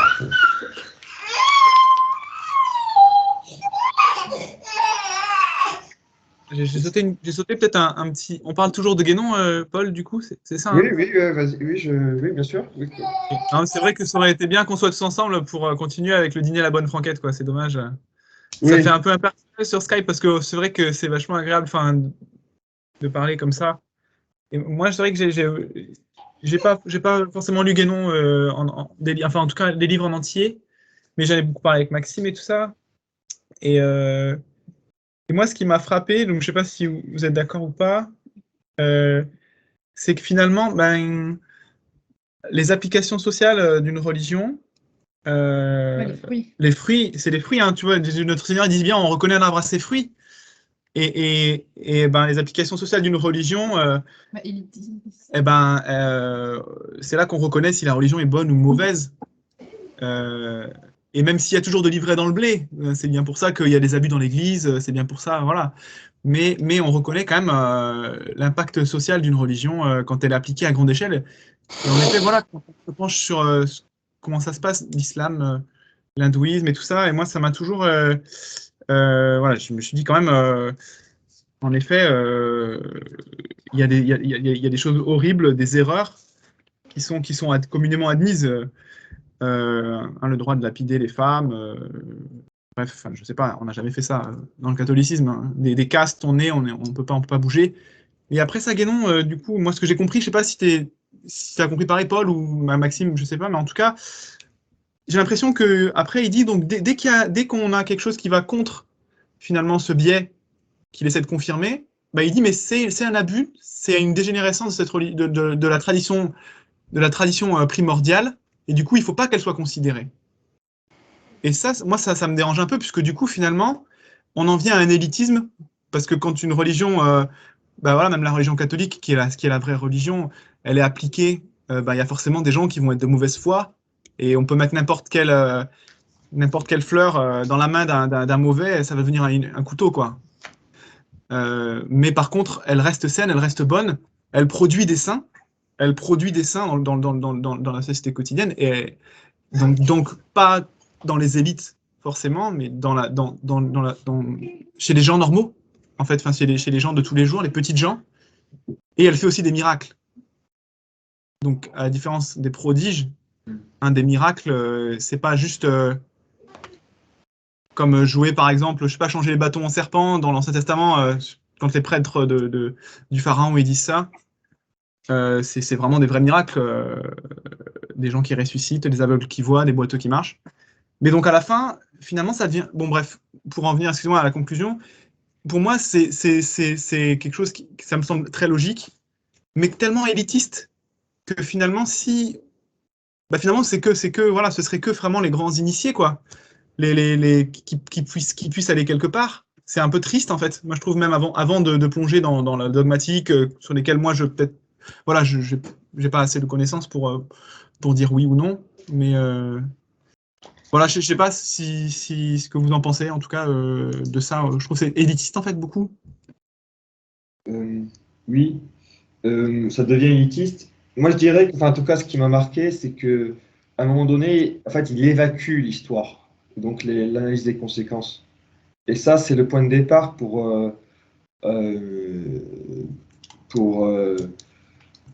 si on ne regarde pas l'histoire en tant que telle, en fait, c'est ça, ça devient du symbolisme à la franc-maçonne. Enfin, ça, je pense que c'est l'influence qu'il a eu des francs-maçons de ce côté-là. C'est-à-dire que la technique franc-maçonne, on fait du symbolisme qui n'est plus adossé à une quelconque réalité. Donc, en fait, on peut faire dire n'importe quoi à tout. Et puisqu'on n'a pas de critères, tant qu'on arrive à trouver une référence quelque part et que ça semble. Et après, c'est une question de plus ou moins d'habileté. Donc, Guénon est très habile. Donc, par exemple, quand il fait ses discours sur la matière, la quantité, tout ça, il y a un côté un peu à la Rousseau dans ce côté-là. C'est-à-dire qu'il utilise toujours les mêmes mots, mais pas dans les mêmes sens tout à fait. Et ça fait quelque chose de très bizarre à la fin. Alors, ça, c'était un point. Et oui, donc qui évacue les conséquences. Et l'autre chose, oui, c'est sur ça, le fait à chaque fois qu'il y a quelque chose qui ne va pas dans une autre religion ou qui semble ne pas aller, et qu'il évacue en disant que c'était une dégradation. Bon, très bien, mais alors, il y a un vrai problème là de méthode. C'est-à-dire qu'il ne regarde pas, en fait, c'est-à-dire qu'il a une idée préconçue de sa religion et qu'il la cherche dans toutes les religions. D'où il la sort, sa religion préconçue, c'est ça le problème, en fait. Parce que il y a deux façons de faire. Soit on regarde dans tout, c'est ce que fait Joseph de Metz, c'est ce que font, etc. C'est-à-dire que normalement on regarde dans les religions et on regarde ce qui est commun, ce qui est véritable, et en fait on se rend compte que les vérités évangéliques ne viennent que à la lumière de ces vérités évangéliques, en fait, que c'est comme des préfigurations de certaines choses, comme le sacrifice, comme la notion de péché originel, comme du Mizil, le fait qu'il y a une trinité dans toutes les religions indo-européennes, donc comme s'il y avait une sorte de préfiguration qu'on peut pas, voilà, que c'est presque ancré, mais en fait on n'y comprend rien tant qu'on n'a pas la révélation qui nous dit ce que ça veut dire en fait. Donc c'est pas du tout équivalent. On voit qu'il y a pas des analogies, que ça peut être des préfigurations, des choses comme ça, mais c'est pas équivalent, c'est pas pareil, c'est pas égal. Alors que parfois il a tendance à mettre des égales, des choses qui sont pas égales. C'est un peu l'abus de l'analogie, c'est-à-dire qu'il y a quelque chose qui ressemble, donc égal. Et que en fait sous couvert de faire la recherche dans les différentes religions de cette tradition universelle, en fait, il a une idée de la tradition universelle qui plaque sur les éléments qui vont bien dans les différentes religions. Et bizarrement, c'est qu'il peut faire ça que parce qu'il est issu justement de l'Occident chrétien, etc. Et que donc, même s'il n'en a pas forcément conscience, il considère comme normal un certain nombre de vérités. Par exemple, on ne va pas réduire son prochain en esclavage. Non, pour un païen, c'est pas évident du tout. Du tout. Et ça, effectivement, même nous aujourd'hui, on a du mal à le comprendre. Enfin, moi, avec l'histoire que je fais, je me rends compte que, en fait, non, c'est pas du tout évident. Nous, on l'a considéré évident pendant 1000 ans. Au XXe siècle, c'était encore évident. Et même les gens qui étaient athées, qui étaient anticatholiques, tout ce que vous voulez, maçons, trucs, bidules, tous, ils avaient cette sorte de base. Ils étaient nés dans un monde chrétien, quoi. On ne peut pas être né où on n'est pas né, quoi. Et ils considéraient donc normal. Donc les gens qui leur faisaient des critiques sur notre religion, c'était aussi sur ce mode-là, parce que c'était pas l'hindou qui sait ce qui se passe vraiment, il va pas se vanter de ça. Ils sont bons pour cacher la poussière sous les tapis. Hein. En général, ils mentent pas, parce que les païens n'aiment pas non plus trop mentir, sauf quand c'est dans l'air des catholiques. Mais cacher le tapis, la poussière sous le tapis, ça c'est un sport international depuis très longtemps. Hein. Bref, mais aussi ce qui est intéressant, parce que pour à un moment donné, il dit, je vous cite, c'est à la fin d'Orient et Occident. Pour quelqu'un qui les traduit, c'est quand même un peu spécial, surtout si tout se vaut. Alors, il dit ça. Non, c'est pas ça. Oui. Attendez, excusez-moi. Bon, en gros, il renie il renie l'Occident. En fait. Il renie l'Occident. Il renie ses attaches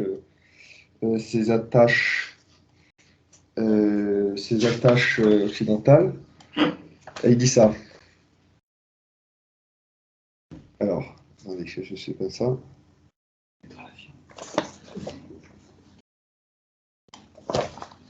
Attendez, excusez-moi, je me retrouve.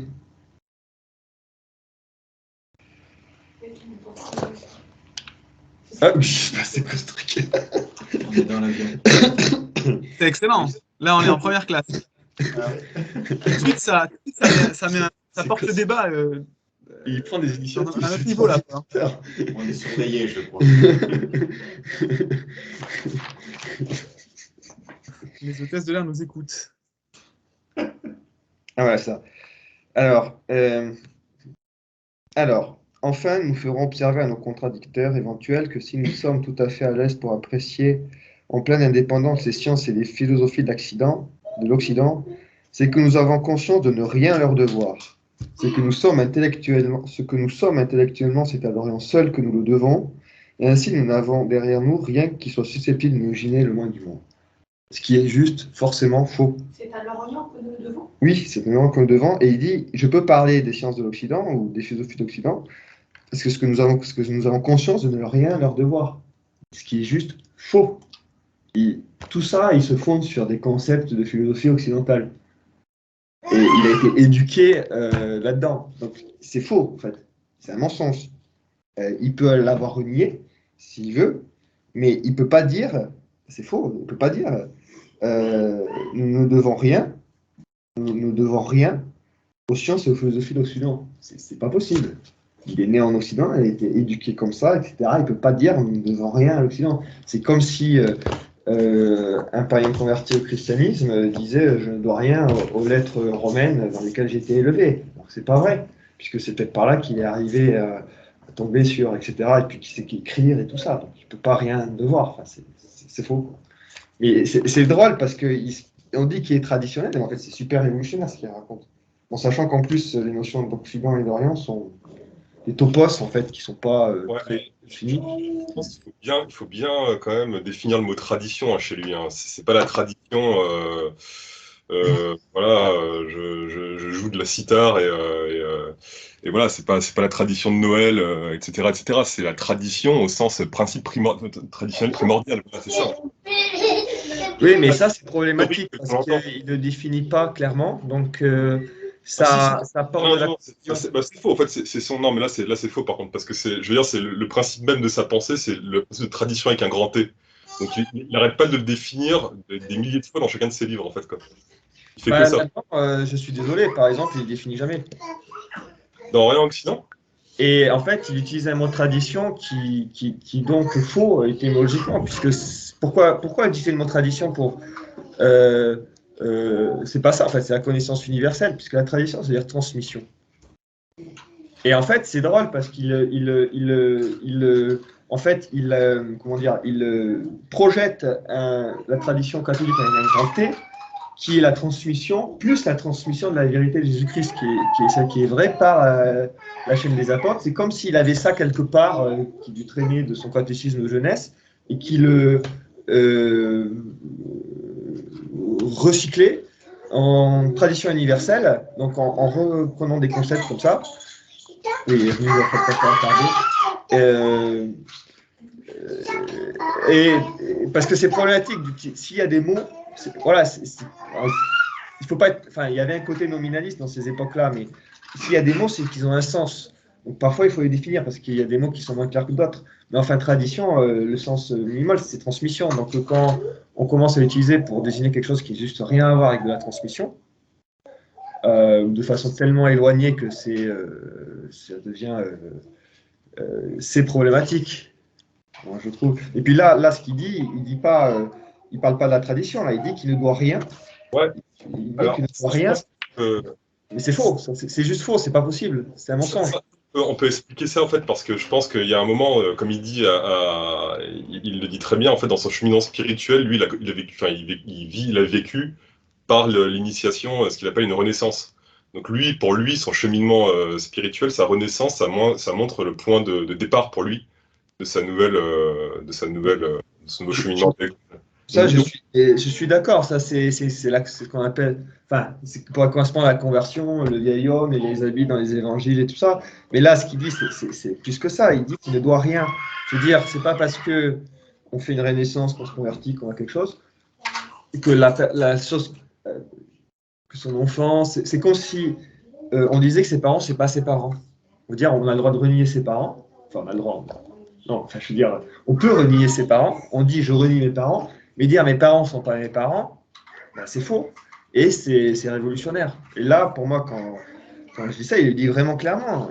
En plus, il se défend pour justement. Enfin, à mon avis, ça lui a échappé. Hein, j'en sais rien. Enfin, je ne sais pas. Mais il dit, là, il ne parle pas de tradition. Je relis et il dit nous sommes tout à fait à l'aise pour apprécier en pleine indépendance les sciences et les philosophies de l'Occident. C'est que nous avons conscience, si nous sommes tout à fait à l'aise pour apprécier en pleine indépendance les sciences et les philosophies d'Occident, c'est que nous avons conscience de ne rien leur devoir, ce qui n'est pas possible. Ce que nous sommes intellectuellement, c'est à l'Orient seul que nous le devons, ce qui n'est pas possible non plus. D'ailleurs, toute son œuvre le prouve que ce n'est pas possible et que c'est faux, puisque il se fonde que sur des discours comment dire, occidentaux, enfin philosophiques d'Europe, européens, quoi. Et même quand il parle d'Orient, c'est ça c'est très contradictoire. Et derrière, je sais pas, cette attirance pour la tradition, etc., tout ça, il y a une posture très révolutionnaire, en fait, paradoxalement. Et moi, ce qui m'avait marqué, en tout cas, dans ces 3 livres, c'est que jamais, il explique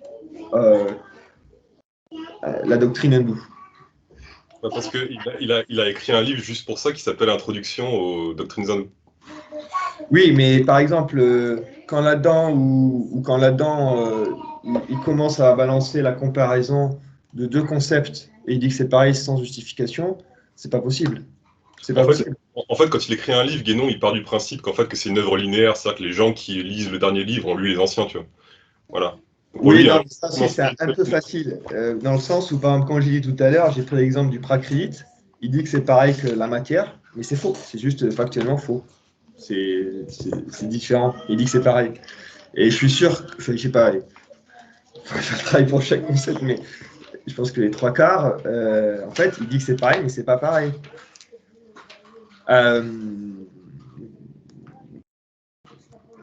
Et ça, c'est problématique. Tout le monde a une œuvre linéaire et évidemment, on ne va pas répéter à chaque fois tout. Mais quand on passe, là, par exemple, il passe typiquement sur certains chapitres, il passe sur des choses très philosophiques, il passe 5 pages dans des considérations quasiment dans des développements scolastiques compliqués, c'est difficile à suivre, qui montre qu'il a une formation scolastique, disons, de philosophie ancienne. Et là, en 2 phrases, hop, il prend un concept hindou, il le compare et dit c'est pareil. Alors qu'en vérité, c'est l'inverse qu'il faudrait faire. C'est-à-dire le développement, quand il est juste, en fait, il y a aussi des développements qui sont faux. Mais il y a certains développements qui ne sont pas faux. Mais le développement juste de philosophie classique, il n'a pas besoin de le faire normalement, parce que les lecteurs, disons qu'ils sont philosophes qui en connaissent un peu, ils peuvent vérifier, et ça, c'est facile à vérifier, ou on le sait déjà. En revanche, ce qu'il faut expliquer, parce que la plupart des lecteurs, et puis parce que c'est la comparaison avec le concept hindou, parce que là, c'est pas du tout évident. Et là, ça demande à être vérifié et à être en tout cas argumenté. Mais non, il ne fait pas. Comme si il ne fallait surtout pas entrer dans ces discussions. Parce qu'en fait, quand on rentre dans la discussion, ça ne marche pas. Et peut-être c'est pour ça d'ailleurs qu'il n'a pas allé dans le côté. Il est sorti rapidement peut-être du côté de justement qu'il n'y ait pas de notes et tout ça, du côté universitaire, parce que c'était pas vraiment tenable, je ne sais pas. Mais bon, voilà. Donc il a écrit une introduction, oui, certainement aux hindous, je ne sais pas, mais. Voilà, celui-là, il a écrit quand même tard dans sa vie, je crois. Il me semble. 1945. C'est son dernier livre. Alors, en plus, si c'est son dernier livre, ça veut dire que c'est son livre. On parle de la quantité. Hein, c'est que. Orient Occident, c'est un de ses premiers. Hein, c'est dans ses années de jeunesse. Ouais. Je crois que c'est bien 25 ans ou 30 ans avant. Ouais. Bah, si celui-ci, le dernier, c'est d'autant plus intéressant parce que le dernier montre l'état final de sa pensée quelque part. C'est son testament, ouais, c'est son testament, c'est celui d'ailleurs qui est. Ouais, tout à fait. Ouais. Voilà. C'est la lire, je pense que ce serait celui-là d'ailleurs. Quoi. Attendez, je vais essayer de vous faire sortir de l'avion. Paul, je suis désolé, je vais être obligé de vous quitter parce que j'ai un autre rendez-vous. Donc merci beaucoup. Hein.